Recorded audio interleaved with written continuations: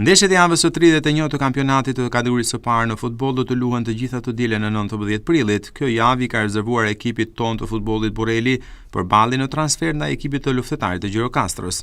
Matjanët kanë udhëtuar që të shtunën drejt qytetit të Gurt për të qenë në formën më të mirë të mundshme nesër. Përballja me luftëtarin është vendimtare për Burrelin, i cili synon rikthimin në 6 vendet e para të kategorisë dhe të jetë pjesë e skemës play-off mes vendit të 3, 4, 5 dhe 6.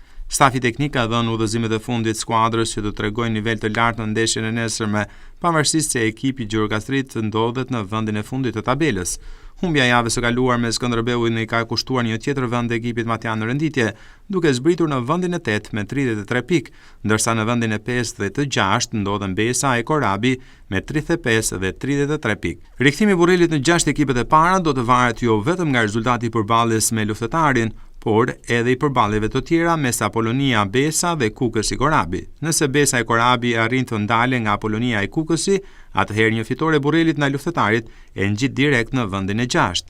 Përballjet e tjera të së dielës janë Skënderbeu Kastrioti, Laçi Pogradeci dhe Lushnja Iliria.